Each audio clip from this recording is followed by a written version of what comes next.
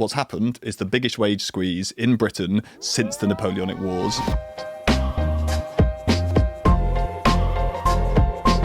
Well, we're joined now by the great Torsten Bell. I'm allowed to call you great on a podcast. Probably couldn't get away with it on the Today programme, but it's a great Torsten Bell who heads up the Resolution Foundation, which is a think tank focusing on people on lower incomes. And Torsten, when we spoke after the budget, you had a top line in your analysis about how there's been 2 decades of basically stagnant wages. That was one thought. But the other thing that I wanted to start with is what it means when we say, is Britain skint? Because there's a sense that lots of middle-class people have that they're skint, and then there's people who are really skint.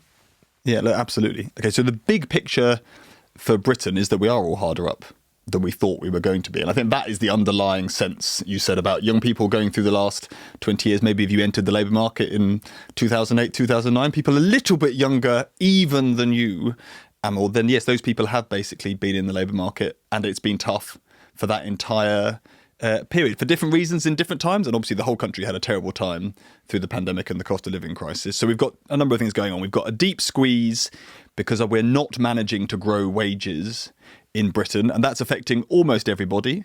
In the end, we need productivity growth to drive wage growth, and that drives tax revenues and everything else in the long run. And so that's the big underpinning thing, and that's the thing that is lays behind most of our sense of feeling skint. I think on top of that, you've then got other challenges that are particular to particular groups. So it's less wages not growing that's really bad for some of the poorest in our society. It's that benefits have been cut significantly. So that'll be a much bigger effect. So let's look at that. If we look at all the benefit changes since 2010 and put them together, then the poorest households in Britain are on average, £2,800 worse off because of those policy changes. That's a huge amount, £2,800. Well, it is a huge amount if you're on a very low income. Yeah, exactly. That's a transformational difference. And that's, if you want to know why why did food bank usage in Britain rocket during the cost of living crisis? Yes, because the costs of food have gone up, but because people are living so close to that, coping line. So different people struggling in different ways and at different times. Can we pull out for 1 second? There is also a sense in which I talk about what people in their mid to late 30s have been through for the last 20 odd years. There is a sense in which we've lived through a bunch of big economic shocks, isn't there? I mean, in a sense, the situation in this country is still a bit of overhang from the financial crisis, this enormous shock. Then there was a once in a century pandemic. Then there was energy crunch. There is a sense in which, isn't there, that these random enormous events all bunched up together is really why we're kind of more skint than we ought to be. Yeah, and that is a huge amount of it. And all European economies are having a pretty rubbish time during a cost of living crisis that's focused on energy prices rising, particularly in Europe. And we can see that right the way across Europe. It's definitely, not this government's fault that they managed to have a parliament that happens to sit exactly covering a cost of living crisis and a pandemic. And that's the big reason why living standards will be lower at the end of this parliament than at the beginning for the first time on record. So that's how unprecedented it is. But if we go to the longer period, the 15 years, rather than just the last 5, then Britain's decline is more marked than it is for other advanced economies. We've seen half the most important reason, as I say, is because we've seen half the productivity growth of other advanced economies since the financial crisis. So everybody's done pretty badly since the financial crisis, particularly in Europe, but we've done, we won the prize for doing worse. That's why I say Britain is, unquestionably in a period of relative decline. It is definitely contributed to by 3 once-in-a-generation or once-in-a-lifetime shocks that happen to have turned up in a 15-year period. But I think we do need to ask ourselves some harder questions than just saying, oh, well, bad luck. To what extent is it the case, in a way that, I'll be honest, I don't think we really address with sufficient vigour or clarity in a lot of the journalism we do, not necessarily on the Today programme, but I mean across Britain, including when I worked in newspapers. The fact is we've got an ageing population that is not a UK only phenomenon. It's happening to lots and lots of different countries. But it is the case, isn't it, that the spending of this country, we spend just over £1 trillion a year as a government, the spending of this country is to some extent being reshaped and refashioned around the needs of older people. And we have fewer and fewer young people to generate the sort of tax revenues that those older people need. And that's despite very high level immigration. Yeah, I mean, that is big picture. I'd say that's actually a better description of our future than our past. So obviously people have been talking about the demographic challenge, a larger, older population for a long time, at least since the 1980s. We've seen it emerge quicker in some countries. Japan is obviously the famous one. In Britain, because we happen to have had a load of baby boomers who are a large cohort who've only actually started retiring in the last few years, and then they'll all have retired during the 20 20s. We're about to move into the phase where we have a large rate of increase of people who are actually not working in retirement. And you can see that in who's spending money. So here's the stereotypes. Everyone talks about the problem with the youth of today is they would have bought a house by now if they'd stop sipping the flat whites and buying the avocado on toast, right? Yeah. I'm sure you would never say that, but that is definitely the stereotype. Yeah, I'm also not going to say what I think of that opinion, which other than to say I think it's intellectually docile. Okay, so it's maybe docile, but it's also just wrong. Yeah. So we've gone to look at different age cohorts' consumption habits since the turn of the century. About at the turn of the century, kind of younger people and those older entering retirement spent about the same each other per year, right? Now, older people spend about 15% more. The people eating the avocados on toast and jetting off on the holidays are disproportionately older people in Britain because their incomes have grown much more strongly the ones writing than younger about, people. The ones writing about the young people. They may or may not be the exact individuals, but they are definitely in the same cohort as the ones writing the nonsense.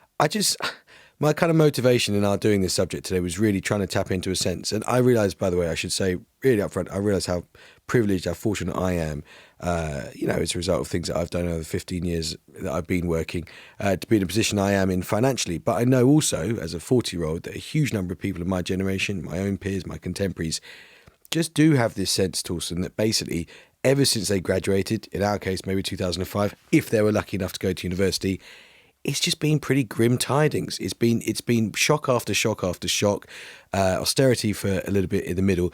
And there's a feeling that when you couple that with the ageing population, the demographics that is a bit of our future, as you've just said, there is just a feeling that lots of people have got to this particular age and realise that they're just not going to have the quality of life that they hoped they would or that their parents had.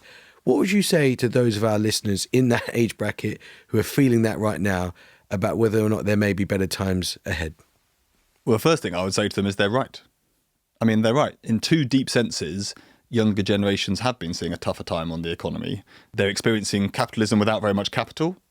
So, the millennials have got half the home ownership rates the baby boomers had at the age 30. And although our home ownership levels amongst young adults aren't way lower than other countries, they're like broadly similar-ish to other countries, we started much higher. So the fall is huge.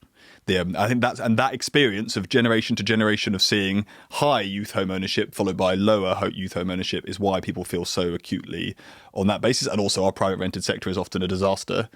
So the alternative isn't available and we've reduced the size of the social rented sector. The same applies to pensions. We've obviously got much less secure pensions than their predecessors, whether at the BBC or anywhere else, got to enjoy. So they haven't got much capital, and that wealth effect is probably the single biggest thing, particularly amongst middle and higher income households, because the home ownership thing. Remember, richer households are not used to being on the wrong side of rough justice, right? But a lot of middle class Britain is suddenly on the wrong side of rough justice when it comes to what's happened on the home ownership front. And in the end, if you didn't either inherit wealth, i.e. you were born to the right parents, or you married it, those of you listening who are not married yet, you still have choices to make.